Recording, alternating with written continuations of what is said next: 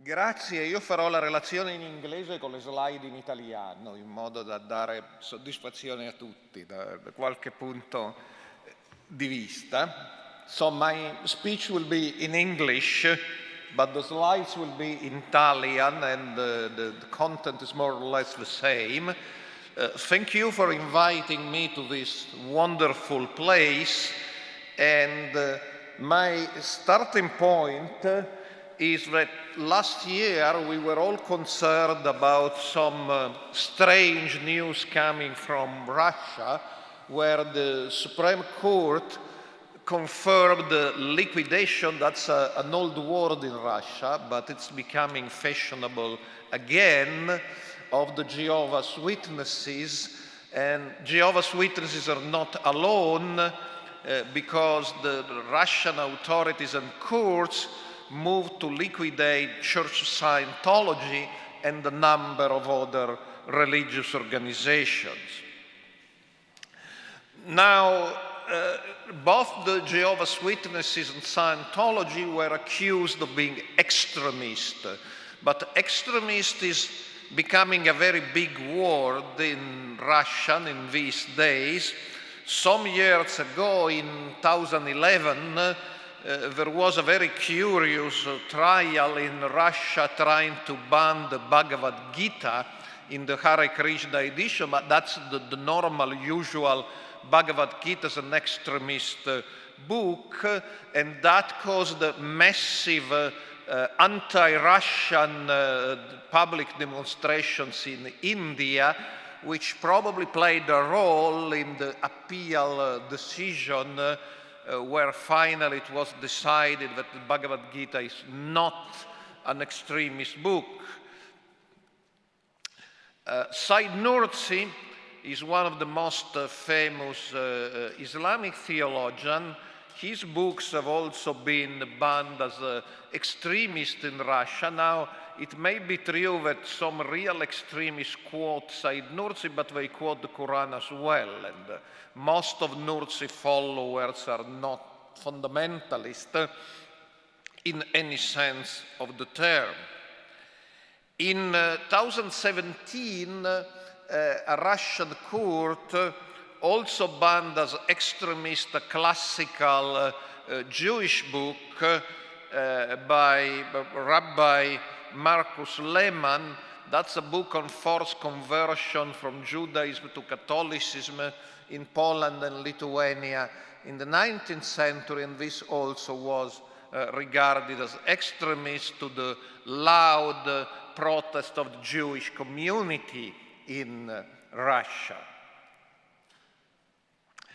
Now, from a strictly legal point of view, there are two main tools to enforce these limitations to religious liberty. The first tool is the laws against proselytization, which are part of the 2016 Yarovaya laws, and they restrict the right to develop missionary activities for religions other than the Russian Orthodox Church to their places of worship. You can not do any missionary activity outside. Somebody says these laws are not very effective, but between June 16, June 17, as you can see from the table, they were enforced against a number of missionaries from Baptist to Hare Krishna to Adventist, Salvation Army, Mormons, but many more were just arrested in the street. I was talking, for example, with the Mormons, and they say, okay, only one of us was arrested in Russia, but we are continuously harassed by the police in the street. So the effect of the Yarovaya laws is much wider than the simple number of those arrested would show. However, the second tool is much more dangerous than the first one, and this is the laws against extremism. The first Russian law against extremists was passed after 9/11 in 2002, and it was amended and reinforced in 2006 after Beslan, which was really the Russian 9/11. And with the amendment of 2006, not only actual violence is regarded as extremist, but you can be an extremist without being violent, which makes the law more dangerous. Now, based on the cases against Jehovah's Witnesses and Scientology, how do you define extremism in Russia? Luigi Bersano mentioned it about defining cult or setta. It's a very similar problem because I take away being violent. That doesn't apply to Jehovah's Witnesses or Scientology. So in these cases, if we read carefully the different speeches of the prosecutors or decisions by courts, there are 4 criteria.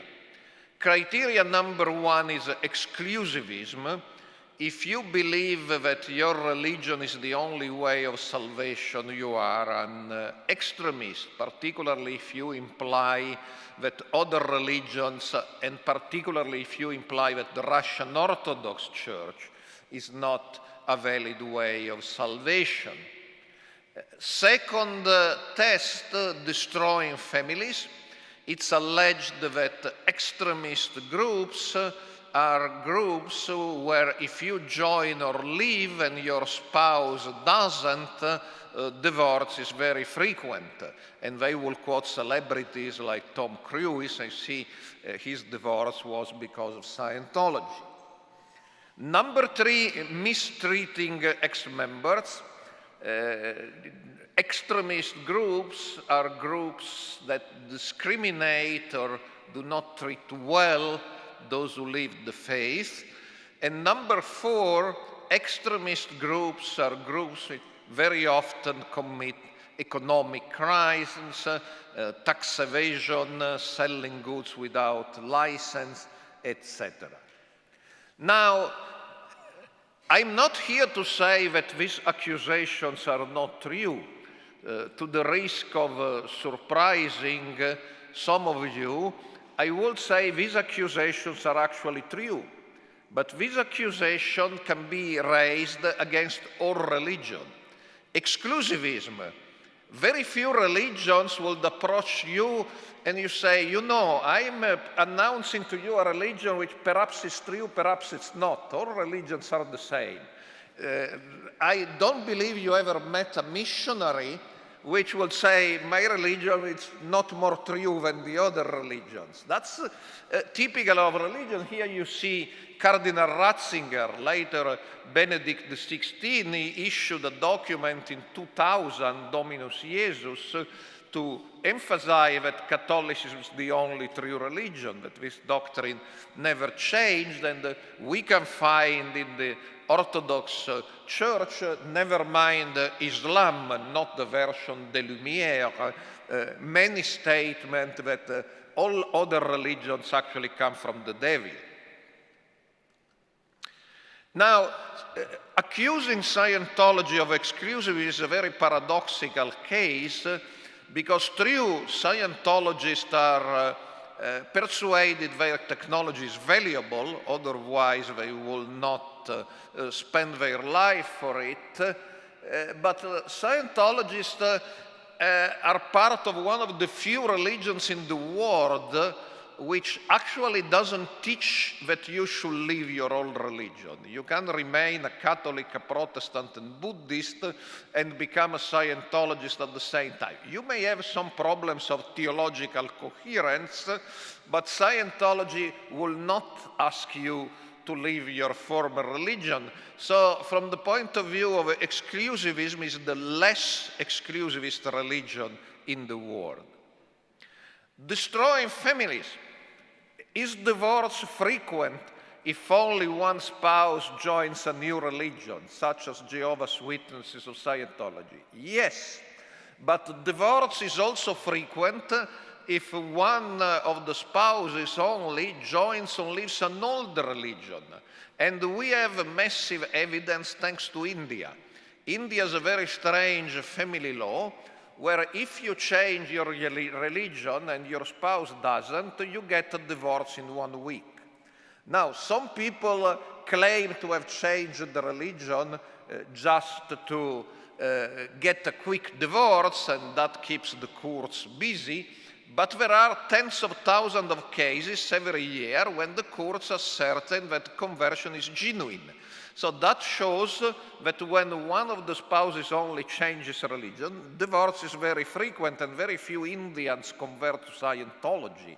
They go from Christianity to Islam, from Islam to Christianity, from Hinduism to either Islam or Christianity, etc. Mistreating ex-members. Very few religions are really kind to ex-members, but in the Catholic Church, until a few years ago, canon law called them vitandi, those to be avoided. Even very nice communities like the Amish suggest that ex-members, even in your family, are people you are supposed not to talk to. And in the Orthodox Church, again, you can find many statements about apostates who have left the church, which are not precisely kind. Economic crimes, that's the oldest accusation against religion. Talk to your village atheist, he will tell you that religions are only out to make money at the expenses of the gullible. Now, some accusations, however, are false. The case of the Church of Scientology in Russia will be even funny if it wouldn't be tragic, because here we have a lady, Mrs. Galina Shurinova, who is arrested because she is accused of selling books and courses without having incorporated a legal entity. The problem is Ms. Shurinova tried to incorporate the legal entity many times and was told you cannot incorporate. She went to the European Court of Human Rights, won the case, saying the Russian authorities should let you incorporate Scientology as a legal entity. The Russian authorities didn't comply, but put in jail Shurinova because she's operating without having incorporated the legal entity, which shows a very peculiar application of the law. Another very curious accusation in the Russian case against Scientology is you are not a religion because you have registered your name as a trademark in the United States. That's actually very funny, because in the United States there are several hundred religions having registered their names as trademarks, including the Catholic Church, the Jews, and even the umbrella organization, which includes the Russian Orthodox Church. That's the way of operating in the United States. Now, all this may seem only strange, but for the social scientist, it's not strange only. It has some reasons. These crusades are promoted by somebody, and here you see Alexander Dworkin. I believe we will hear about him again in the next session, Vice President of European Anti-Cult Federation, FECRIS, but he is not an anti-religious activist. He's president of a body of the Russian Orthodox Church, and also has been placed in by the government in the position as head of a body in the Ministry of Justice, which basically indicates to the courts which religious groups should be considered for liquidation. Now, Dworkin doesn't represent all the Orthodox Church in Russia. Not everybody agrees with him, but he is used as a tool by bishops and politicians who promote a peculiar Russian doctrine called spiritual security, which is actually part of the official Russian concept of national security. And it's the idea that to protect Russian national security, you should protect the Russian people against foreign influence, political, cultural, but also religious, and you should stop foreign missionaries. Now, spiritual security is a product being exported. We see Mr. Dworkin being the missionary of spiritual security all over Europe, but particularly Eastern Europe, or Central and Eastern Europe. And the fact that he's vice president of FECRIS, of course, offers to him a platform for this export business. One of the countries where spiritual security is exported is in Hungary. Under the present leadership of Mr. Orban, Hungary is increasingly at odds with European Union and coming closer to Russia in many campaigns against the LGBT people, against the immigrants, against the institutions of Mr. Soros, and against the new religious movements. This is not hidden. Deputy Prime Minister Semien, which is, as you may see, a colorful character, but he is the Vice Prime Minister, has stated in so many words that as long as he is in power, Scientology will never be accepted as a religion in Hungary. And in Hungary there is a minister called the Minister of the Prime Minister. He's not the Prime Minister, he's the Minister of the Prime Minister. And this other gentleman has explained that introducing a more restrictive law about religion in 2011 had among its main aims limiting the spread of Scientology. So the government is very open. Here you see another interesting character. His name is Mr. Attila Peterfalvi, and he is the head of the Data Protection Agency in Hungary. In 2014, his appointment has been censored by the European Court of Justice because there are European regulations. The head of the Data Protection Agency should be independent from politics. This gentleman is not, but never mind, is still in his place. And Mr. Peterfalvi has started an action against Scientology for breach of data protection law. Now, the first feature of this action is that he has been very spectacular.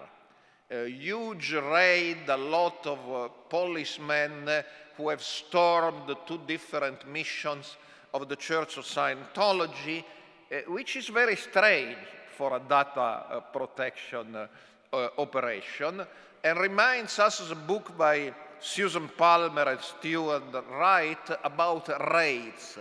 Raids are not about securing evidence. Raids against cults are Baroque theater.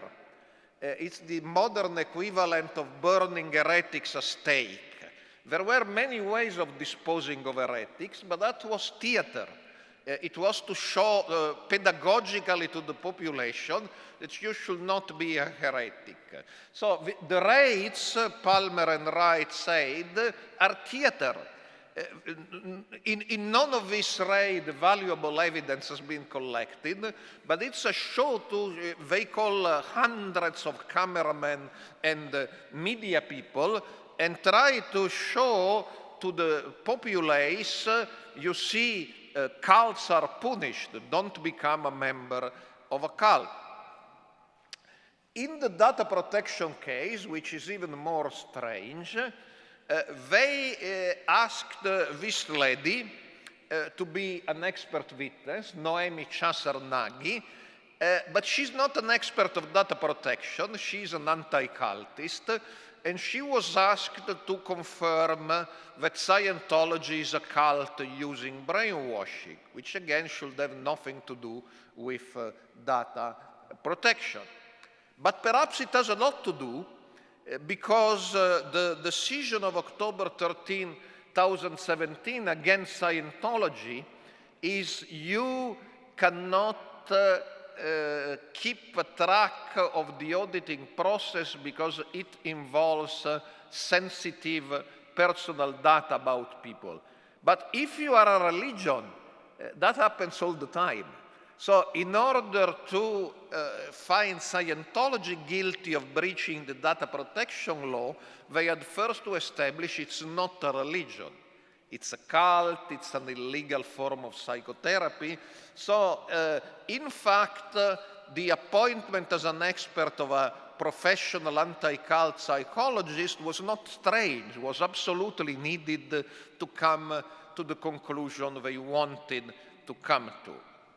That's not the end. While the first raid by the Data Protection Agency was in place, it was not even ended. Another raid started. Other people came, the tax office, with armed policemen, cameramen, media, and there was a second wave. They stormed again the Church of Scientology in Budapest and started doing a tax auditing, and for doing a tax auditing, they took away, for example, all the computers which again is very strange. I mean, many of us have had the tax auditing, but normally, happily, or so far in Italy, they don't come with armed police, dogs. They don't take away everything from our offices, which again shows that the purpose goes beyond the normal tax auditing. And European Court of Human Rights, in cases about the Omist religion of the Mandarom and Jehovah's Witnesses, the Evangelical Missionary Church in France, has already recognized that countries have a disturbing tendency of using the taxes to stop the activity of groups they regard as sect or cults. I conclude because there is a third tool used to try to stop the activities of Scientology in Hungary, and that is electricity. The administrative authorities, when they saw that the cases for taxes, for data protection were going slowly, showed up and say, you know what? Your electrical system doesn't agree with the regulations. So Scientology said, okay, in reality it does, and here is the certificate.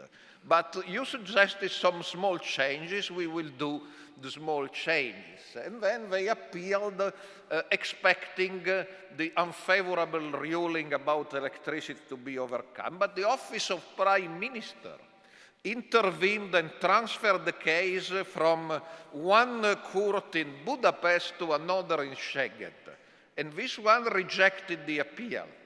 And the appeal against the appeal was also rejected. So it seems that electricity works perfectly.